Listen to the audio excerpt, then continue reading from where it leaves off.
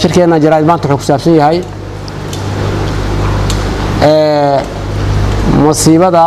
ama xaaladda bani aadanimo ee ka jirta Hirshabeelle taasoo runtii la dhihi karo waa xaaladii bani aadanimo waatii ugu dareed oo ka dhacday Hirshabeelle intaan anagu joognay walow ay biibaxooyin kala fara badan ay jireen sidaas darteed waxaan ugu baaqaynaa dhammaan jaaliyadaha ganacsatada dadka ilaahay siiyey hantida ama xoolaha ee Soomaaliyeed iyo kuwa reer Hirshabeelle ee ku nool dalka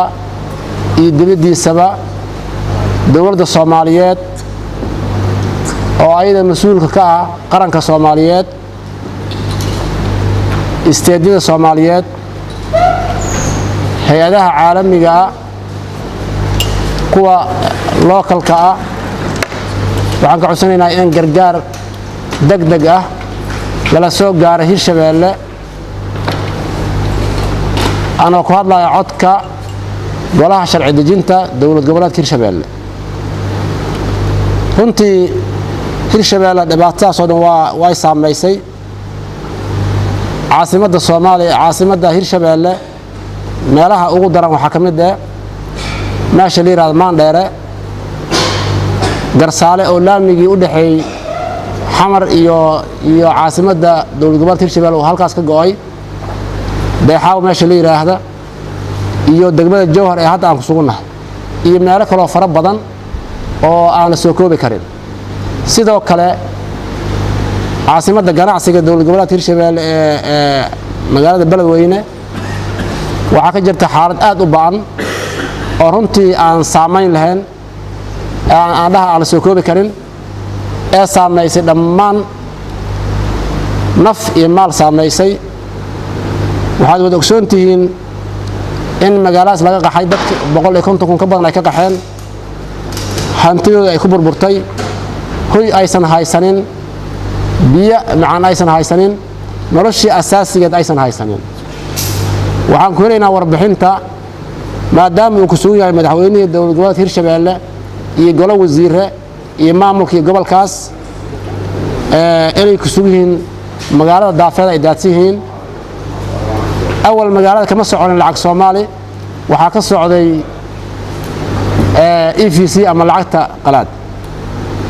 waxaana loo sheegay magaalada inay korontada ka go'day ee aan yaani EFC laftiisa la waayay maadaama biibaxa fara badan ay timid dadkii muxuu ahaay korontadii ayaa dhowr ruux dishay kadib korontadii ayaa go'day dadkaasi waxay ku sugan yihiin macaluul aad u fara badan oo aan yaani sababtay dad badan inay ku dhintaan dad badan inay ku xoolo waayaan dad badan inay aad u liitaan muxuu ahaay xaalad bani aadanimo mar labaad iyo mar saddexaad waxaan ka codsanayaa hay'adaha aan soo sheegay oo dawliga ay kuwa localka iyo dhammaan shacabka ummadda Soomaaliyeed inay Hirshabeelle la soo gaaraan gargaar bani aadanimo oo degdeg ah cid kasta oo muxuu ahaay ka xanuunsanaysa ama doonaysa inay badbaadiso naf bani aadam waxaan codsanaynaa Hirshabeelle in la soo gaaro kaalmo degdeg ah waxa kale codsanayaa Hirshabeelle in ay isku kaalmeeyaan haddii tahay baarlamaan haddii tahay dawlad qof kasta wuxuu bixin karaa inuu bixiyo nafteena iyo maalkeena inaan ku deeqno dadka yaani baaba'ay biyaha qaadeen hantidoodii inaan u gargaarno oo aan u sameeyno gurmad degdeg ah mar kale waxaan codsanayaa cod dheer ama ku hadlayo afka golaha shacabka dawlad goboleedka Hirshabeelle ama aan cadeynaa in Hirshabeelle xaalad adag ku sugan tahay oo dhinac walba leh ma dhicin inta Hirshabeelle aan anagu ogahay biifatahadan inta la kala ma dhicin dadkaas waxay u baahan yihiin